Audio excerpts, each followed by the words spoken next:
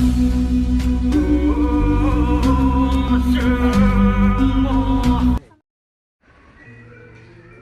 suatu hari, Sita melapor kepada Rama bahwa ia telah hamil.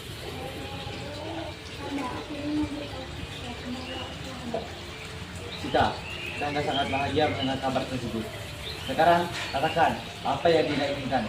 Aku hanya ingin pergi ke sekolah penerbangan, melakukan persembahan pada para peserta sana, serta tinggal beberapa malam untuk merasakan cara hidup sebagai wisata dengan masalah pendidikan dan berjalan saja.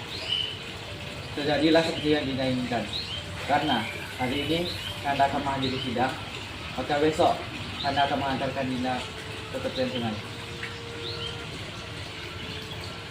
Dalam sidang hari itu, Rama menanyakan kepada para peserta sidang apa yang menjadi pembicaraan orang kota dan orang desa pada saat ini.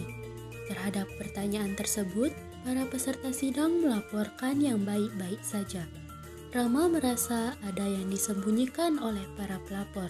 Oleh karena itu, ia Bicara terus terang, apa yang menjadi pembicaraan orang-orang saat ini?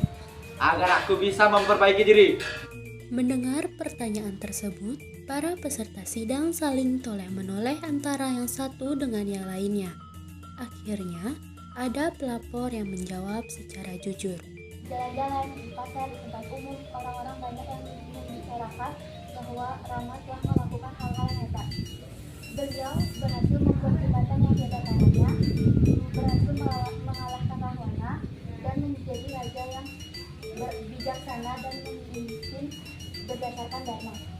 Tapi Rama juga melakukan tindakan yang buruk, merendahkan derajatnya, karena ia mau menerima Sita sebagai istrinya yang telah lama berada di tahanan Rahwana. Siapa bisa yakin kalau Sita tidak dinodai oleh Rahwana? Tentu itulah kata-kata orang kota dan Rama pun terkejut, lalu berpaling kepada yang lain. Terus terang, apakah kalian juga mendengar seperti itu? Mereka semua bersujud, membenarkan laporan tersebut. Laporan tersebut menjadikan pemikiran yang serius bagi Rama. Tetapi, ia tetap tenang dan melanjutkan acara-acara sidang. Setelah semua acara dibahas dan diputuskan, maka sidang pun dibubarkan. Tetapi, Rama meminta agar adik-adiknya tetap tinggal. Aku meminta agar adikku Laksmana dan Setrugna agar tetap tinggal di sini. Setelah semua peserta sidang keluar, Rama lalu berkata kepada adik-adiknya, Adik-adikku, demi menghilangkan isu-isu negatif terhadapku, maka Sita harus disingkirkan. Kebetulan tadi Sita berkata kepadaku bahwa ia ingin tinggal di tempat pertapa di tepi Sungai Gangga. Maka sekarang aku perintahkan kepada Laksmana untuk mengantarkan Sita ke tepi Sungai Gangga, dekat pertapaan Resi Walmiki, dan tinggal di sana. Sesuai dengan perintah Rama, keesokan harinya Laksamana menemui Sita dan mengatakan dirinya diutus oleh Rama untuk mengantarkan dirinya ke peseraman para pertapa. Sita, aku telah diutus oleh Rama untuk mengantarkanmu ke peseraman para petapa. Aku berharap kamu untuk segera berkemas. Maka Sita pun berkemas-kemas. Setelah siap, maka berangkatlah Sita diantar oleh Laksamana menuju tepi Sungai Gangga. Setelah sampai di seberang Sungai Gangga, Laksamana tidak dapat menahan kesedihannya, sehingga ia menangis terseduh-seduh. Sita pun terheran-heran, lalu menanyakan kenapa ia menangis. Laksamana, mengapa engkau menangis? Sesungguhnya aku diutus untuk mengantarkanmu ke sini, untuk menghilangkan isu-isu negatif terhadap kamu. Maka dari itu, engkau harus disingkirkan. Setelah itu, dengan perasaan yang sangat sedih, Laksamana pun meninggalkan Sita seorang diri. Sita menjadi sangat sedih, hingga ia menangis tak tertahankan lagi. Ada seorang siswa peseraman Resi Walmiki melihat keadaan Sita. Ia lalu melapor kepada Resi Walmiki tentang wanita yang dilihatnya. Seorang wanita yang menangis di Sungai Gangga. Dengan kekuatan tapaku, aku sudah sudah mengetahui semua yang telah terjadi. Diiringi siswanya, lalu ia bergegas menemui Sita. Sita lalu dibawa ke pesramannya yang khusus untuk siswa putri. Kepada para siswa putri tersebut, diperkenalkan siapa Sita itu dan mengapa ada di sini. Wahai para muridku, aku akan memperkenalkan seseorang yang bernama Sita. Dia adalah ibu dari Satawa. Sita di sini pernah diutus oleh Rama untuk tinggal di sini. Dan tolong layani dia dengan baik, karena ia sedang panjang. Beberapa bulan telah berlalu, Sita melahirkan putra kembar. Sita akan kuberikan nama anak-anakmu, Kusa dan Lawa. Setelah kedua bayi itu lahir, Resi Walmiki mulai menulis sloka yang mengisahkan cerita Ramayana.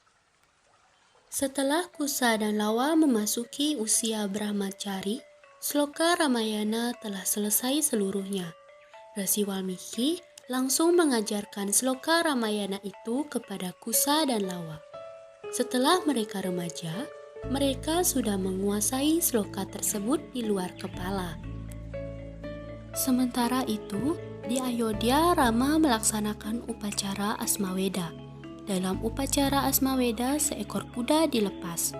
Seberapa jauh kuda itu menjangkau wilayah, seluas itulah wilayah kekuasaan Ayodhya. Rama memerintahkan Laksamana untuk mengawasi kuda itu dan memimpin sebuah pasukan prajurit yang sangat besar menuju hutan Naimisa, di mana telah berkumpul banyak sekali raja-raja dari berbagai daerah. Mereka menyatakan kedaulatan kekuasaan Rama diakui. Sebuah istana darurat didirikan di tempat itu, dan upacara persembahan kuda pun berlangsung sebulan penuh.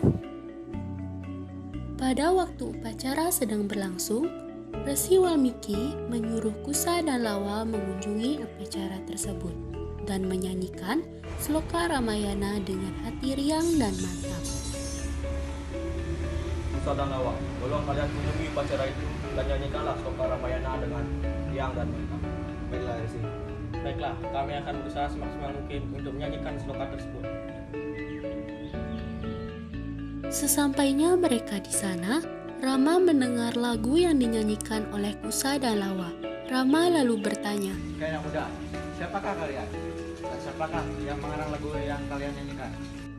Nama hamba Kusa, dan ini adik hamba bernama Lawa. Yang mengarang lagu tersebut adalah guru kami yang bernama Resi Walmiki. Setelah mendengar jawaban tersebut, Rama merasa yakin bahwa Kusa dan Lawa adalah putra-putra Sita. Ia lalu memanggil salah seorang menterinya. Rama lalu berkata, Inilah secepatnya kepercayaan Resi Walmiki. Mohonlah agar Resi hadir di sini bersama kita. Beberapa hari kemudian, Resi Walmiki diiringi oleh Sita datang ke tempat itu. Beliau mendekati Rama. Kedua anak kembar itu adalah putramu, dan ini istrimu yang tak ternodai. Perintahkanlah dia untuk membuktikan kesuciannya. Baiklah, Resi. Akan segera aku umumkan. Setelah mendengar kata-kata Resi Walmiki, Rama lalu mengumumkan kepada hadirin. Para hadirin rakyat-rakyatku, dengarkanlah pengumuman ini. Kusa dan Lawa adalah anak tersendiri. Dan setelah kita membuktikan kesuciannya di hadapan semuanya, aku akan kembali menerima sebagai istriku. Rama lalu mempersilahkan Sita untuk membuktikan kesuciannya di hadapan semua orang. Sita lalu maju ke tengah-tengah orang banyak, lalu memanjatkan doa.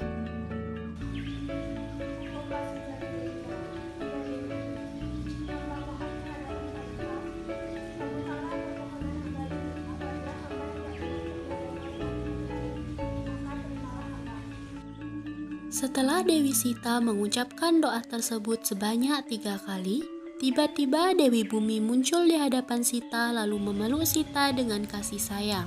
Berikutnya, muncul sebuah tahta yang indah. Dewi Bumi lalu menundukkan Dewi Sita di atas tahta tersebut. Perlahan-lahan, tahta dengan Sita menghilang, diikuti oleh Dewi Bumi. Semua yang menyaksikan peristiwa tersebut takjub terpesona. Rama menjerit histeris. Wahai Dewi Bumi, kembalikan Sita kepadaku. Kalau tidak, bumi ini akan kuhancurkan. Dewi, Dewi Bumi, apa kau tidak mendengar itu? Berulang-ulang Rama mengucapkan ancaman tersebut, namun Sita tidak dikembalikan. Ketika Rama akan melaksanakan ancamannya, turunlah Dewa Brahma. Beliau menenangkan Rama. Rama, memang sudah saatnya kita kembali ke Patala. Dan untuk engkau, tetaplah urusan kewajibanmu untuk menegakkan dharma. Setelah Rama menjadi tenang dan menyadari kewajibannya, Dewa Brahma pun lenyap dari pandangan. Setelah upacara Asmaweda selesai, Rama mengajak kedua anaknya ke Ayodhya. Anak-anakku, ikutlah aku ke Ayodhya sekarang. Baiklah. Selanjutnya, Rama tidak pernah kawin lagi. Ia menyuruh seorang pematung ahli untuk membuat patung Sita dari emas murni. Patung itulah yang selalu menyertainya, menempati tempat sebagai seorang istri. Bertahun-tahun telah berlalu. Ibunda Rama, Dewi Kosalya meninggal dunia. Kemudian Dewi Sumitra menyusul, dan akhirnya Dewi Kekai pun menyusul pula. Mereka bertiga naik ke sorga berkumpul dengan Raja Dasarata. Waktu pun terus berlalu. Pada suatu hari Rama didatangi oleh Bagawan Narada, mengingatkan bahwa tugasnya di dunia sudah berakhir.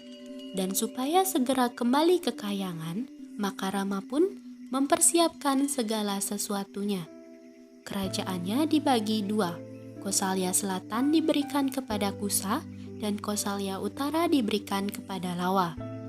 Upacara penobatan dihadiri pula oleh Wibisana, Sugriwa, Hanoman, dan Hanggada.